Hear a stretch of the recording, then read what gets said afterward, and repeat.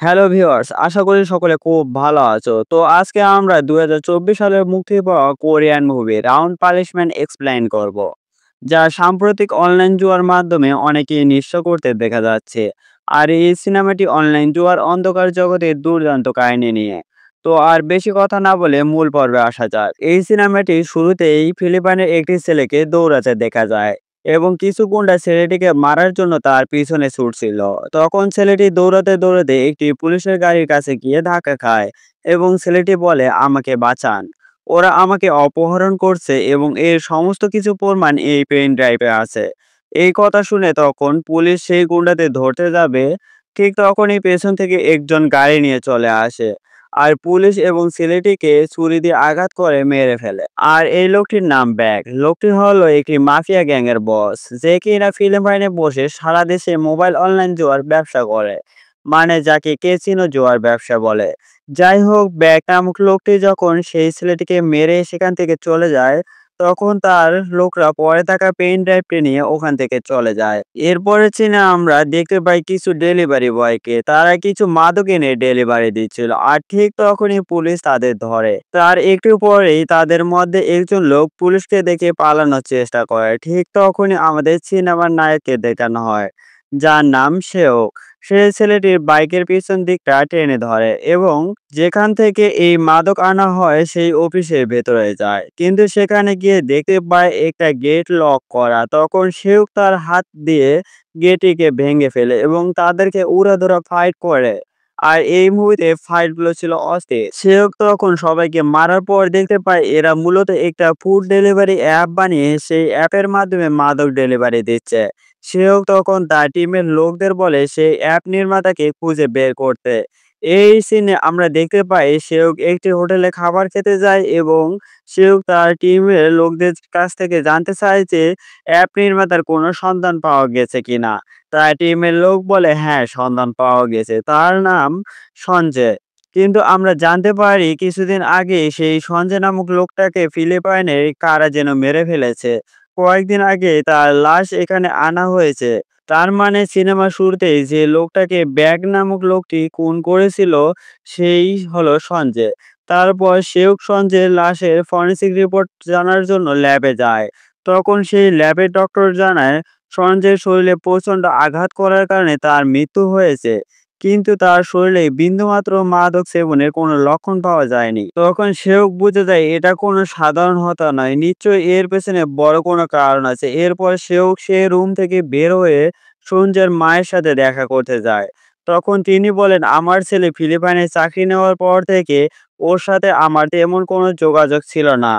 আমার ছেলেকে কে মেরেছে? তখন সেও বলে, আমরা তদন্ত করছি, আপনি শুধু বলুন আপনার ছেলে ফিলিপাইনের কোন কোম্পানিতে চাকরি করত।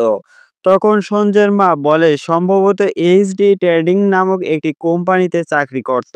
এরপরে সিনে কিউএম নামক একটি অফিসে জাং হিসু নামে একজন লোককে দেখতে পায়, যে কিনা তার ক্লায়েন্টকে ক্রিপ্টোকারেন্সি পেন ড্রাইভ দিচ্ছে। এই জাং হিসু নামক লোকটি অনলাইন জুয়া মানে অনলাইন ক্যাসিনোর অ্যাডমিন হিসেবে এই ফিলিপাইনে কাজ করছে ব্যাগ নামক লোকটির সাথে। এই ব্যাগ হলো সেই ক্যাসিনোর মালিক। এরপর কোরিয়ার সেউল পুলিশ স্টেশন দেখানো হয়। তখন শেউকের অ্যাসিস্ট্যান্ট শেউককে জানায় ফিলিপাইনের শুনছে যে কোম্পানিতে কাজ করতো সেই কোম্পানিটির কোনো হদিস পাওয়া যাচ্ছে না। এই কথা শুনে সে আরো বিস্তারিত জানার জন্য সূর্যের মায়ের নাম্বারে কল দেয়, কিন্তু তখন ফোনের অপর প্রান্ত থেকে একজন বলে সূর্যের মা সুইসাইড করেছে। আর এই কথা শোনা মাত্র সে সেখানে যায়। তখন সেখানে থাকা একটি মেয়ে সেওকে একটি চিঠি দিয়ে বলে সূর্যের মা সুইসাইড করার আগে এই চিঠিটি লিখে গেছে। আর সেও সেই চিঠি পড়ে, যেখানে লেখা ছিল দয়া করে আমার ছেলের হত্যার বিচার করবেন। অন্যদিকে ব্যাগ একটি নতুন ক্যাসিনোর সন্ধান পায়, তাই তার দলবল নিয়ে নতুন ক্যাসিনো সাইটে গিয়ে সেই অফিস ভেঙে তাদের মেরে সমস্ত ডাটা নিয়ে নেয়। আসলে ব্যাগ চায় না ফিলিপাইনের দ্বিতীয় আর কোনো ক্যাসিনো সাইট হোক, কারণ সে একাই জুয়ার ব্যবসা চালাবে আর কাউকে সে এই ব্যবসার ভাগ দেবে না। সে অনলাইন ক্যাসিনো খেলে এমন একজন ব্যক্তিকে ম্যানেজ করার জন্য একটি অবৈধ বারে যায়। আর সেই অবৈধ বারের মালিকের কাছে 10,000 টাকা ঘুষ দেয় এবং তার কাছে ক্যাসিনো খেলে এমন একজন লোক চায়।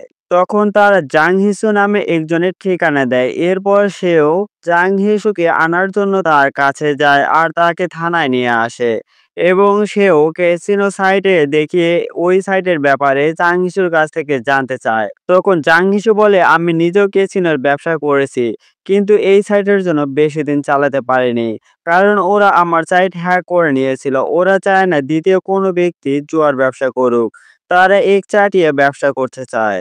তখন জাং হিসু একটি টিস্যুর বক্স দেখিয়ে বলে, এই যে দেখছো, টিস্যুর বক্সের গায়ে অনেকগুলো নাম্বার, কিন্তু মূল মালিক একজনই। ঠিক তেমনি ফিলিপাইন ও কোরিয়াতে যতগুলো ক্যাসিনো আছে সবই একই মালিকের, ওই ব্যাং নামক ব্যক্তিটির। তখন সেও বলে, তুমি কি ওদের কাউকে চেনো? তখন জাং হিসু বলে, আমি ওই সাইডে মূলত কাউকেই চিনি না, তবে ওদের একজনকে চিনি যার নাম সানচু। এরপর সেও জাং হিসুকে দিয়ে জুয়া খেলার নাম করে সানচুকে ধরে ফেলে এবং তার বস কোথায় সেটা জানতে চায়। তখন সানচু বলে, আমার বসের নাম ইউসেন, ফিলিপাইনে থাকে আর আজকে সে কোরিয়াতে আসবে। এরপর সেও ইউসেনকে ধরার জন্য এয়ারপোর্টে যায়, কিন্তু তখনই আমরা দেখতে পারি ব্যাক নামক লোকটি সেও এর সামন দিয়ে যাচ্ছিল, যেটা সেও লক্ষ্য করে না। একটু পর সেখানে ইউসেন আসে আর তারপর সেও ও তার টিমের লোকজন তার পিছু করে, কিন্তু সে পালাতে চেষ্টা করে। ইউসেন পালাতে গিয়ে এক পর্যায়ে সেওর গাড়িতে উঠে পড়ে আর এরপর তাকে ধরে থানায় নিয়ে আসে। অপরদিকে সেও ও তার টিমমেট সবার সাথে একটা প্ল্যান করে। সেও ও তার টিমমেট সবাই মিলে একটা ক্যাসিনোর সাইটের মতো আরেকটি সাইট বানানোর প্ল্যান করে, তাও আবার সেটা ফিলিপাইনে। আর ব্যাগ যেহেতু ফিলিপাইনে অন্য কাউকে জুয়ার ব্যবসা করতে দেবে না, তাই আমরা ফিলিপাইনে এই ক্যাসিনো খুলবো। আর যখন ব্যাগের কাছে খবর যাবে আবারও কেউ নতুন ক্যাসিনো ব্যবসা শুরু করতে যাচ্ছে, তখন সে এই খবর পাওয়া মাত্রই সে আমাদের ব্যবসা ধ্বংস করতে আসবে। ঠিক তখনই আমরা ব্যাগকে ধরে ফেলবো। সেওয়ের এই কথা শুনে তাদের টিমের একজন বলে, সবই বুঝলাম, কিন্তু আমাদের ক্যাসিনোর সাইট বানিয়ে দিবে কে?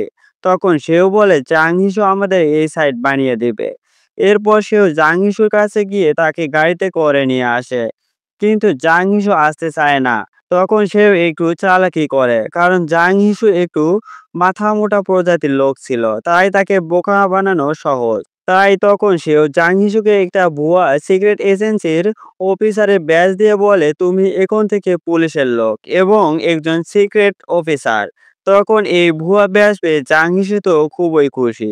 তারপর তারা সবাই মিলে থানার ভেতরে একটা ক্যাসিনো পর্যবেক্ষণ করার জন্য অফিস বানায় এবং তাদেরকে কিভাবে ক্যাসিনো সাইট চালাতে হবে জাং হিসু সেটা বুঝিয়ে দেয়। আর তারপর সেও তার টিমের কয়েকজনকে জাং হিসুর সাথে ফিলিপাইনে পাঠিয়ে দেয়।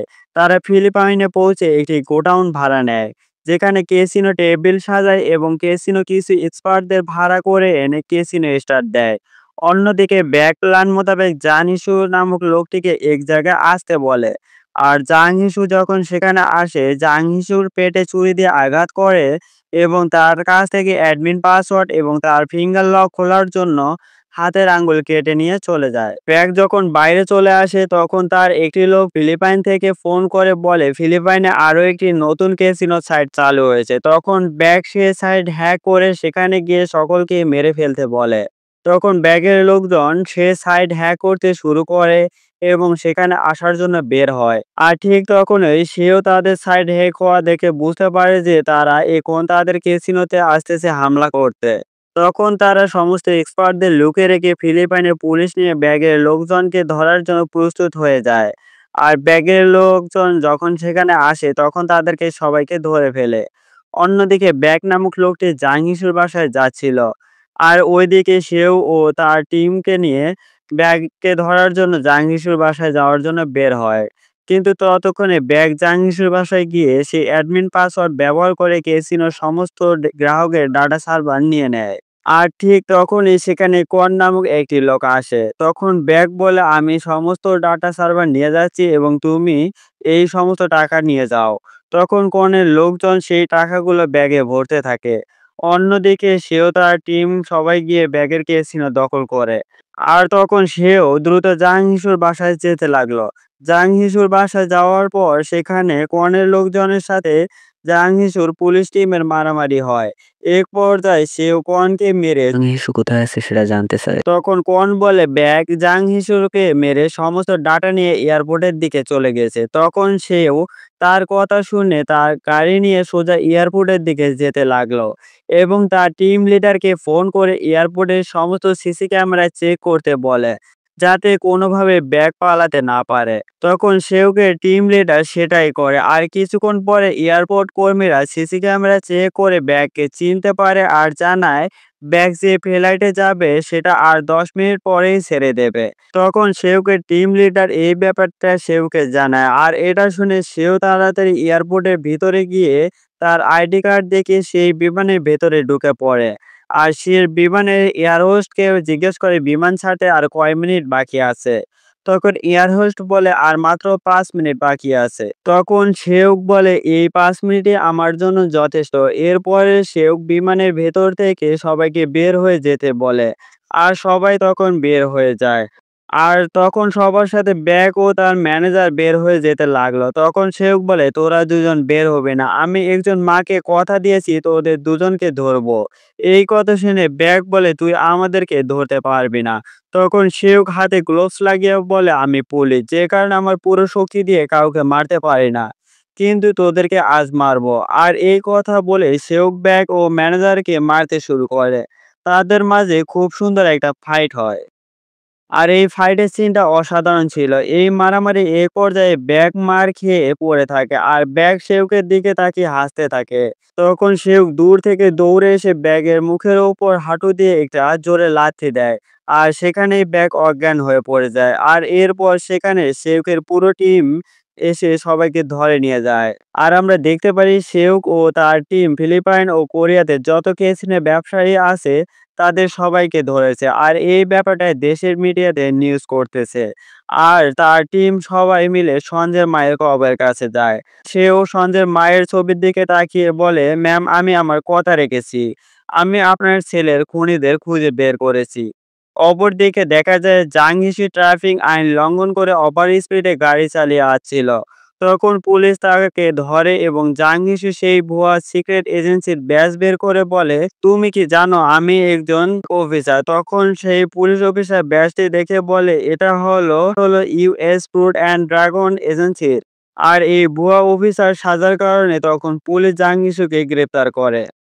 তখন জাং হিসু সাথে সাথে সেউকে ফোন করে আর এই সমস্ত ঘটনা খুলে বলে আর এটা শোনার পর সেও তার ফোন কেটে দেয় আর একটা মুচকি হাসি দেয় এবং এই সিনের মধ্য দিয়ে মুভিটি শেষ হয়।